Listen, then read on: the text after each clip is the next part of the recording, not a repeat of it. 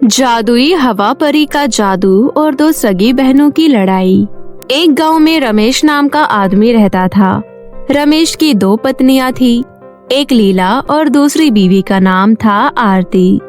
लीला और आरती दोनों सगी बहनें थी।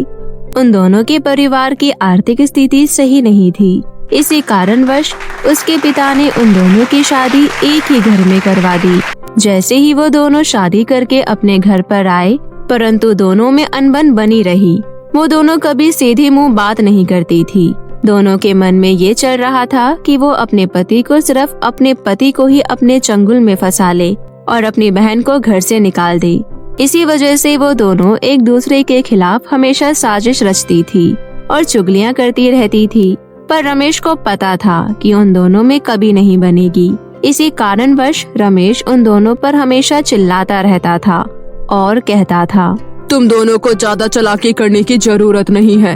अगर किसी ने कोई चालाकी दिखाई तो मैं उसे ही घर से निकाल दूंगा। तुम्हारे पिता ने तुम दोनों की शादी इसी घर में करवाई है, तो तुम दोनों को एक साथ और खुशी खुशी रहना चाहिए। अपने पति की ये बात सुनकर वो दोनों चुप हो गई और शांति से अपने घर के कामों में लग गई। ऐसे ही कुछ महीने बीत गए और देखते ही देखते लीला और आरती की एक एक बेटी पैदा हुई। उन दोनों की बेटियों का जन्म एक ही दिन पर हुआ। जब रमेश के घर में वो दोनों बच्चे पैदा हुई तो उनके घर में मानो खुशी का माहौल छा गया। दोनों बहनें उस समय लड़ाई झगड़ा बिल्कुल भूल गई थी और अपनी बेटियों के साथ खूब खेलती थी। देखते ही देखते कुछ साल और बीत गए और अब दोनों बहनें बड़ी हो गई और साथ साथ स्कूल जाने लगी। लीला की बेटी का नाम कीर्ति था और आरती की बेटी का नाम काजल था। कीर्ति बहुत समझदार और होनहार लड़की थी। वो बहुत शांत रहती थी और एक सच्चे और ईमानदार लड़की भी थी। पर वहीं दूसरी ओर काजल के मन में कहीं न कहीं लालच था और वो दूसरे लोगों पर जल्दी से गुस्सा हो जाती थी और उसका स्वभाव चिड़चिड़ा था, जिस कारणवश उसे लोग ज्यादा पसंद नहीं करते थे। पर कीर्ति को लोग बहुत प्यार और स्नेह देते थे। ये देखकर आरती को बहुत जलन होती थी। वो मन ही मन सोचती रहती थी कि इस लड़की में ऐसा क्या है जो लोग इसकी इतनी वाहवाही करते हैं। आरती को कीर्ति से बहुत जलन होने लगी थी। वो मन ही मन ये सोचती थी कि मैं इस लड़की को कैसे हानि पहुंचाऊं और ऐसा क्या करूं जिस कारण से लोग इस लड़की की बुराई करें और मेरी तारीफ करें। ऐसी ही एक दिन की बात थी। कीर्ति और काजल स्कूल से घर आई और आज खाना आरती ने बनाया था। आरती ने जानबूझकर कीर्ति के खाने में कुछ मिला दिया ताकि वो खाना खाकर मर जाए।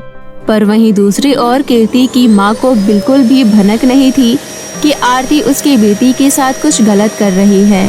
अब आरती जाकर दोनों लड़कियों को खाना परोस देती है और अब वो दोनों शांति से अपना अपना खाना खा लेती है और खाना खाने के तुरंत बाद ही कीर्ति के पेट में बहुत तेज दर्द होने लगता है और वो बैठकर रोने लगती है। माँ, सुनो ना, मेरे पेट में बहुत तेज दर्द हो रहा है। जब से मैंने खाना खाया है तभी से मेरे पेट का दर्द शुरू हो गया। पता नहीं मेरे साथ क्या हो गया, मुझे बहुत तेज दर्द हो रहा है। तुम मुझे डॉक्टर के पास ले चलो माँ। लीला अपनी बेटी की आवाज सुन के दौड़ी दौड़ी आती है और कहती है, अरे बेटी, अभी तक तो तू ठीक थी, अब तुझे अचानक से क्या हो गया? खाना खाते ही तेरा पेट दर्द होने लग गया। अच्छा चल, ऐसा कर, तैयार हो जा, मैं तुझे डॉक्टर के पास ले चलती हूँ। अब लीला अपनी बेटी को लेकर डॉक्टर के पास जाने के लिए निकल जाती है। वहीं दूसरी ओर आरती खड़ी खड़ी मन में सोचती है, मैंने इस लड़की के खाने में इतनी जहरीली दवाई मिलाई, तब भी ये मरी नहीं, बस इसे दर्द हुआ।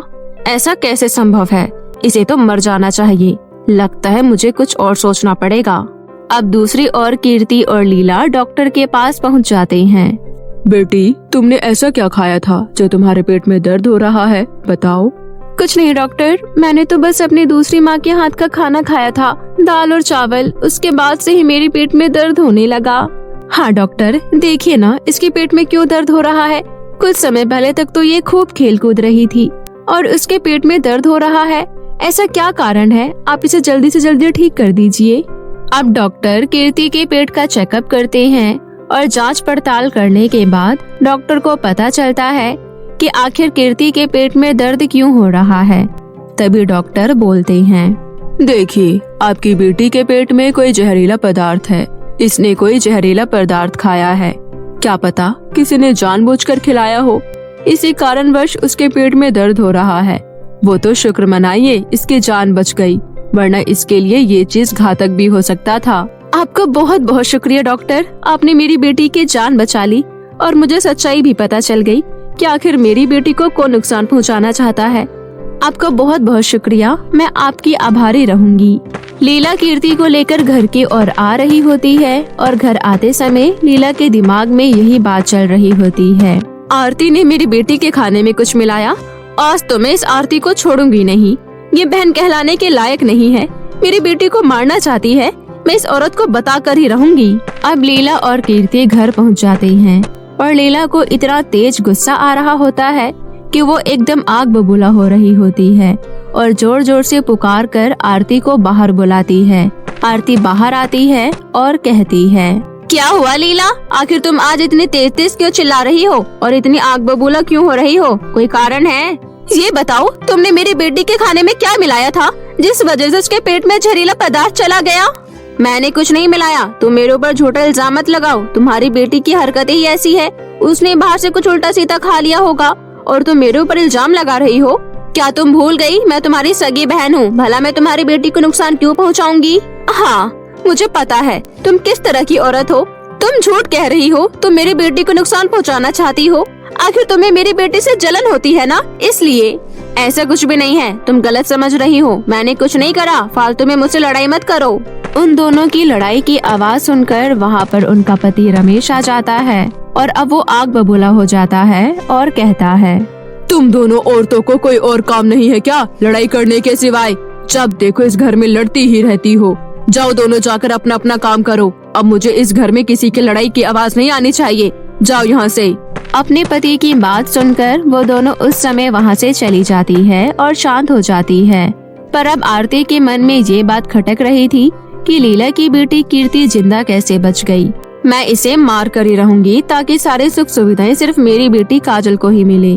और वो मन ही मन षड्यंत्र बनाती है कि वो उसे ऊपर छत से ही धक्का दे देगी और उसी समय उसकी मौत हो जाएगी। अब देखते ही देखते शाम हो गई और दोनों बहनें छत पर जाकर खेलने लगी।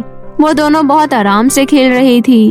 उसी समय आरती को पता चलता है कि कीर्ति ऊपर खेल रही है और वो ऊपर जाती है और चोरी छुपे जाकर कीर्ति को छत से धक्का दे देती है। आह! कोई मुझे बचाओ, मैं मर जाऊंगी। उसी समय वहाँ पर जादुई हवा परी पहुँच जाती है और जो कीर्ति को नीचे गिरने से बचा लेती है। ये देखकर आरती और उसकी बेटी हैरान हो जाते हैं कि अचानक से हवा परी ने आकर कैसे कीर्ति की जान बचा ली। और उस समय कीर्ति भी बहुत डर गई थी और उसकी आवाज सुनकर उसकी माँ लीला भी घर से बाहर निकल कर आती है और अब जादुई हवा परी उसे नीचे उतार सही सलामत जमीन पर उतार देती है। अरे कीर्ति, आज तो तुम्हारी जान बच गई, वरना तुम जमीन पर गिरकर मर सकती थी। और तुमको पता है ये तुम्हारे साथ जानबूझकर हो रहा है। तुम्हें गिराने की साजिश करी जा रही है, इसलिए आज इस समय आकर मैंने तुम्हारी जान बचाई है। आपका बहुत बहुत शुक्रिया जादुई हवा परी, आप ना होती तो मेरी बेटी आज बच नहीं पाती। आखिर मैं आपका धन्यवाद कैसे करूं? अब आरती को अपनी गलती का पछतावा हो गया और वो शर्म से पानी पानी हो गई। उसे लगा कि उसने जो किया वो गलत था, उसे उसके साथ इतना गलत व्यवहार नहीं करना चाहिए था। कीर्ति बेटा, मुझे माफ कर दो, मैंने तुम्हारे साथ बहुत गलत व्यवहार करा, मुझे ऐसा नहीं करना चाहिए था। मुझे मेरी गलती का पछतावा हो गया है, मैं आज के बाद ऐसा कभी नहीं करूँगी, मुझे माफ कर दो। अपनी बहन आरती की ये बात सुनकर लीला बहुत भावुक हो जाती है और कीर्ति भी उसे माफ कर देती है और उसे गले से लगा लेती है। अब सब लोगों का प्यार उमड़ आता है और सब लोग एक दूसरे को माफ कर देते हैं। जादुई हवा परी, आप भी मुझे माफ कर देना, आज के बाद मैं ऐसी गलती कभी नहीं करूँगी। हाँ, आज के बाद तुम इन सब बातों का ध्यान रखना, वरना अच्छा नहीं होगा। हाँ जादुई हवा परी, अब मेरी मौसी सुधर गई है, आज के बाद ये कोई गलत काम नहीं करेंगी। आप इन्हें माफ कर दो, मैंने भी इन्हें माफ कर दिया है। अब हम सब प्यार और स्नेह से रहेंगे, अब हम कोई लड़ाई झगड़ा नहीं करेंगे। अब जादुई परी वहाँ से चली जाती है और अब सब लोग घर में प्यार और स्नेह से रहने लगते हैं। उन लोगों का ये प्यार और स्नेह देखकर रमेश भी बहुत खुश होता है इस हादसे के दौरान उन लोगों को सबक मिला कि उन्हें लड़ना नहीं चाहिए बल्कि प्रेम से रहना चाहिए। तो दोस्तों, आपको हमारी कहानी कैसी लगी? अगर आपको हमारी ये जादुई परी की कहानी अच्छी लगी हो तो अपने दोस्तों के साथ ज्यादा से ज्यादा शेयर करें और नीचे दिए गए बटन को प्रेस करके हमारे चैनल को सब्सक्राइब कर ले, ताकि हम ऐसे ही जादुई कहानियों के साथ आपसे मिलते रहें।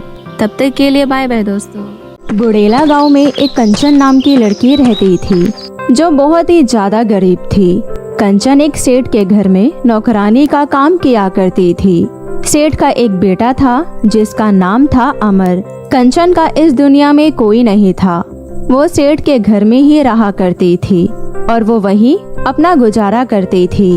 एक बार की बात है, सेठ अपने बेटे अमर से कहता है, बेटा अप्पू शादी के लायक हो चुका है। मैं सोच रहा था कि क्यों ना एक अच्छी सी लड़की देखकर हमें तुम्हारी शादी करा देना चाहिए। क्या पिताजी, आप मेरी शादी के पीछे पड़े रहते हो? आपको तो पता ही है आजकल की लड़कियां कैसी होती है। मैं नहीं चाहता कि एक लड़की के आने से यह पूरा घर बिगड़ जाए। अगर आपको कोई ऐसी लड़की मिलती है जो इस घर को बनाकर चले तो मैं शादी करने को तैयार हूँ। बेटा, तुझे तो पता ही है कि हम लड़कियों को केवल बाहर से ही देख सकते हैं, अंदर क्या है कोई कुछ नहीं जानता। ऐसे में हमें कैसे पता चलेगा कि हम जो लड़की देख रहे हैं वह तुम्हारे लिए अच्छी होगी? पिताजी, हमारे पास किसी चीज की कोई कमी नहीं है। हमारे घर में जो भी लड़कियां आएगी वह बहुत खुश रहेगी। सेठ कुछ नहीं बोलता और चुपचाप वहाँ से चला जाता है। ऐसे ही दिन गुजर रहे थे। सेठ बीमार हो जाता है। सेठ की बीमार हालत में कंचन उनकी बहुत देखभाल करती है। ये देखकर सेठ को बहुत अच्छा लगता है और उसे कंचन के अंदर एक बहू का रूप दिखने लगता है। कंचन एक बहुत अच्छी लड़की है। इस लड़की के माँ बाप भी नहीं है। क्यों न मैं अपने बेटे अमर की शादी कंचन से करा दूं। कंचन वैसे भी बहुत समझदार लड़की है। वह मेरे बेटे को बहुत अच्छे से समझती है। कंचन बहुत ही ख्याल रखेगी। हाँ, यह बिल्कुल सही रहेगा। इतना सोचकर सेठ कंचन की शादी अपने बेटे अमर से करवा देता है। इस तरह कंचन और अमर की शादी बहुत अच्छे तरीके से हो जाती है। अब दोनों मिलकर बहुत ही खुशहाल जीवन जी रहे थे। लेकिन किसे पता था कि कंचन की जिंदगी में भूचाल आने वाला है। कंचन और अमर की शादी को 5 साल गुजर गए थे, लेकिन कंचन और अमर का एक भी बच्चा नहीं हुआ था। ये सब देखकर अमर को बिल्कुल अच्छा नहीं लगता था। कंचन को अब बहुत सारे ताने सुनने को मिलते थे। कंचन को ये सब ताने सुनना बिल्कुल पसंद नहीं था। ऐसे ही एक दिन कंचन बाजार जा रही थी। तभी रास्ते में कंचन को उसकी पड़ोसन मिलती है। अरे बहन, मैंने सुना है तुम्हारी शादी को 5 साल हो गए हैं, लेकिन तेरा अभी तक एक भी बच्चा नहीं है। तेरे पति में कोई परेशानी है या तो खुद ही बांझ है? कंचन पड़ोसन की बातों का कोई जवाब नहीं देती और वहाँ से चुपचाप सर नीचे करके जाने लगती है कि तभी पड़ोसन फिर एक बार उंगली करती है। अरे अरे, जा रही हो, मेरी बातों का जवाब तो दे दो। खैर, तुम अगर जवाब नहीं दोगी तो तुम्हें क्या लगता है हमें कुछ पता नहीं लगेगा? तुम जैसे बांझ औरतें मुँह लगने के काबिल नहीं होती। कंचन कुछ नहीं बोलती है और अपने आँखों में आंसू लिए वहाँ से चली जाती है। इसके बाद कंचन अपने घर पहुँच जाती है। कंचन घर पहुँचकर अपने पति अमर से सारी बातें करती है। मुझे एक बच्चा चाहिए। गांव की सभी औरतें मुझे बांझ बोलने लगी है। हमारी शादी को पूरे 5 साल हो गए हैं और हमें एक भी बच्चा नहीं हो रहा। मैं मानती हूँ अमर, हमारी शादी को 5 साल हो गए हैं और हमारा एक भी बच्चा नहीं हुआ है, लेकिन इसमें मेरा क्या कसूर है? ये तो भगवान की मर्जी है। तुम तो बस रहने दो। भगवान का नाम लेकर तुम अपनी गलतियों पर पर्दा मत डालो। जरूर तुम्हें कुछ न कुछ कमी है। मुझे तुम्हारा इलाज कराना होगा। इतना कहकर अमर कंचन का इलाज करवाता है, लेकिन उसके बाद भी कंचन और अमर का कोई बच्चा नहीं होता। ये देखकर अमर को बहुत गुस्सा आता है, जिसके बाद अमर कंचन को धक्के मारकर घर से बाहर निकाल देता है। बेचारी कंचन अब बेघर हो गई थी। उसको कुछ समझ नहीं आता कि अब वो कहाँ जाए। कंचन रोड पर तेज धूप में भटक रही थी। भटकते भटकते एक कूड़ेदान के पास कंचन को एक बच्चा दिखाई देता है। बच्चा देखकर कंचन खुद से कहती है, हे भगवान, तेरी लीला अपरंपार है। किसी को एक भी बच्चा नहीं देता और किसी को बच्चा दिया है तो उसे उस बच्चे की कोई कदर नहीं है। भगवान जाने ये कौन से बेरहम माँ और पिता है जो अपने बच्चों को यहाँ कूड़ेदान में फेंक कर चले गए। कोई बात नहीं, मैं इस बच्ची को अपने पास ही रख लेती हूँ। मैं इस बच्ची की परवरिश खुद कर लूंगी। इस बच्ची को मैं माँ और बाप दोनों का प्यार दूंगी। भले ही मैं भूखे रह जाऊँ, पर इसे कभी भूखा नहीं रहने दूंगी। इतना कहकर कंचन उस बच्ची को अपनी गोद में उठा लेती है और जंगल की तरफ निकल जाती है। जंगल में कंचन को एक छोटी सी कुटिया दिखाई देती है। कंचन उसी कुटिया में उस बच्चे के साथ रहने लगती है और उसकी अच्छे से परवरिश करने लगती है। ऐसे ही अब दिन गुजरने लगे। कंचन को काम की तलाश थी। वो अब काम की तलाश में बाहर जाने लगती है। कंचन बच्चे को अपनी पीठ पर बांधकर मजदूरी करने लगती है और उस बच्चे का पेट भरती है। ऐसे ही एक बार कंचन की नज़र एक औरत पर पड़ती है, जहां वो देखती है कि वो औरत पैदा हुई एक बच्चे को नाले पर छोड़कर जा रही है। ये देखकर कंचन उसे आवाज लगाती है, दीदी दीदी, ओ दीदी, तुम इस तरह इस बच्चे को नाले पर छोड़कर क्यों जा रही हो? बहन, मेरे पास इतने पैसे नहीं हैं कि मैं अपनी बच्ची को पाल पोस कर बड़ा कर सकूं, और मेरे परिवार में बेटी होना गुनाह है, इसलिए मैं इस बच्ची को यहाँ छोड़कर अपने घर जा रही हूँ। मैं इसे अपने पास नहीं रख सकती हूँ। ना चाहते हुए भी मैं अपने दिल पर पत्थर रखकर इसे यहीं छोड़कर जा रही हूँ। इतना कहकर वो औरत वहाँ से चली जाती है। कंचन उस बच्ची को भी उठा लेती है। कंचन उस बच्ची को उठाकर अपने घर की तरफ जा ही रही होती है। कंचन को बच्ची ले जाते हुए वहाँ पर एक औरत देख रही होती है। उसके बाद वो चिल्लाकर बोलती है, चोर चोर चोर, ये देखो, ये औरत बच्चे चुराकर भाग रही है। अरे कोई पुलिस को बुलाओ, नहीं तो ये इस बच्चे को चुराकर भाग जाएगी और इसे कहीं ले जाकर बेच देगी। औरत की आवाज सुनकर वहाँ पर भीड़ जमा हो जाती है। सभी लोग मिलकर कंचन को बेरहमी से मारने लगते हैं और पुलिस को बुलाकर उसे पुलिस के हवाले कर देते हैं। पुलिस कंचन से पूछती है, अरे क्या ये तेरा बच्चा है? तभी कंचन एक परी के रूप में बदल जाती है। नहीं, ये बच्चा मेरा नहीं है। तो तुम इस बच्चे को लेकर कहाँ जा रही थी? पुलिस की बातें सुनकर परी सारी बातें पुलिस को बता देती है। परी की बातें सुनकर पुलिस को बहुत दया आती है और उसे बहुत बुरा महसूस होता है। पुलिस परी से कहता है, तुम्हारी जैसी परी इस दुनिया में देखने को कहाँ मिलते हैं। मुझे तुम्हारे ऊपर बहुत गर्व है। तुम बच्चे को उठाकर उसकी परवरिश करती हो और उनका पालन पोषण अच्छे से करती हो। यह तो बहुत ही पुण्य का काम है। मैं तुम्हारी सहायता करने को तैयार हूँ। पुलिस और परी बातचीत कर रहे थे। उनको बातचीत करता देख वहाँ पर बहुत सारे लोग इकट्ठे हो जाते हैं। उसी भीड़ में कंचन का पति अमर भी था। अमर सामने आता है और कंचन से कहता है, मुझे माफ कर दो कंचन, मुझे नहीं पता था कि तुम एक नेक दिल और ईमानदार लड़की हो। मुझे अपनी गलती पर पछतावा है।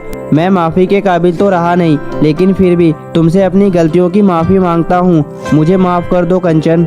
भले ही हमारे बच्चे ना हो, परंतु भगवान ने हमें इन बच्चों को हमारे नाम किया है और हमारा पूरा परिवार बन गया है। हम दोनों मिलकर इन बच्चों के लिए अनाथ आश्रम खुलवाएंगे और इन बच्चों की परवरिश बहुत ही अच्छे से करेंगे।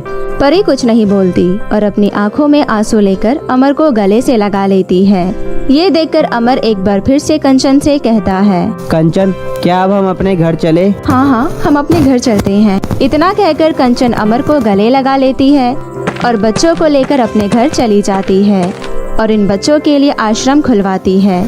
इसके बाद अमर अपनी पत्नी कंचन के साथ हंसी खुशी से रहने लगता है। तो मेरे प्यारे दोस्तों, कैसी लगी आपको मेरी ये कहानी? मुझे कमेंट करके ज़रूर बताएं और इसे अपने दोस्तों के साथ भी शेयर करें। और हाँ दोस्तों, अगर आपने अब तक हमारे चैनल को सब्सक्राइब नहीं किया है तो प्लीज़ जल्दी से नीचे लाल बटन दबाकर अभी कर लें। तो मिलते हैं आपसे फिर किसी नई कहानी के साथ। तब तक के लिए आप अपना ध्यान रखें। बाय बाय दोस्तों।